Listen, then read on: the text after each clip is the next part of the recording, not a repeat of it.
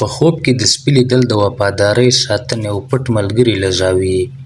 کله ناکله په خوب کې هماغه سپی راځي، خو دا ځل نه غپېږي، نه برید کوي، نه وېروونکی ښکاري، بلکې ستا تر څنګ روان وي، ستا مخې ته کښېني او په ارامو سترګو تا ته ګوري.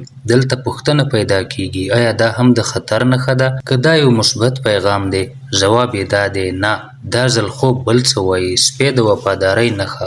ولې؟ په ډېرو تمدنونو کې سپی د انسان تر ټولو وفادار ملګری ګڼل شوی.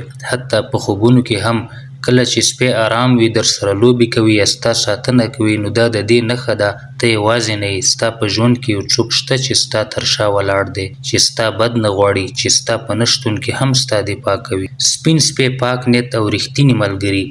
که ته په خوب کې سپین سپي وینې، دا ډېر قوي مثبت تعبیر لري. سپین رنګ اشاره کوي پاک نیت، رښتینولۍ، بې غرضه مینه.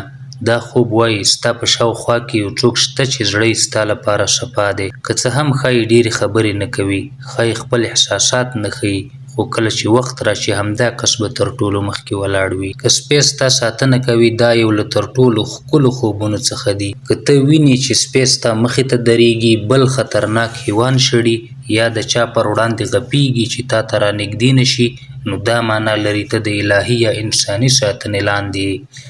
دا کیدای شي وفادار دوست، یو رښتینی ورور، یا حتی د خدای له لورې یو پټ حفاظت. دا خوب وایي اندېښنه مه کوه، ته یوازې نه پرېښودل کېږي. که سپی درسره لوبې کوي، لوبې کول، خندا، منډې، دا د څه نښه ده؟ دا د زړه د ارامتیا نښه ده، دا د ماشومانو پاکوالي نښه ده. دا خوب وایي ته له دننه ښه انسان یې، ته لا هم باور کولی شي، ته لا هم مینه پېژنې. دا خوب ډېری وخت هغه خلکو ته راځي چې ډېر زخمونه یې لیدلي وي، خو لا هم بد شوي نه دي. نفسیاتي پیغام. له نفسیاتي پلوه سپی د انسان د باطني وفادار اړخ نښه ده. یعنې ته په خپله هم وفادار یې، ته ژمن انسان یې، ته اړیکې په اسانۍ نه ماتوي. دا خوب وایي خپل دا صفت مه وژنه، که څه هم نړۍ سخته ده. یوه واقعي کیسه د بیان لپاره. یوه ښځه وایي ما خوب ولید یو سپین سپی هر ځای راسره دی. څو اونۍ وروسته زه په یوه سخته ستونزه کې وم او همغه څوک چې ما یې تمه نه لرله زما تر ټولو لوی ملاتړی شو. دا خوب مخکې خبر ورکړی و. د لومړي او دویم پارت توپیر.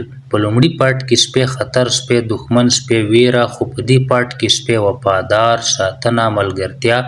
دا ښیي چې خوب تل د حالاتو له مخې بدلیږي. که ته په خوب کې سپی په ارام، ملګري او ساتونکي بڼه وینې، نو د شکر ادا کړه، ځکه هر څوک دا نعمت نه لري.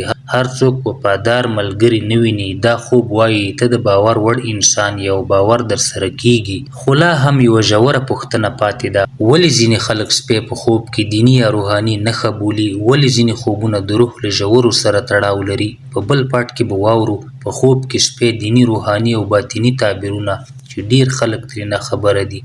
نو که غواړئ پوه شئ دا خوب له روح سره څه اړیکه لري او ولې ځینې خوبونه انسان بدلوي، دریم پارت مه هېروئ. خو پوښتنه دا ده: آیا هر څوک دا پیغام درک کوي؟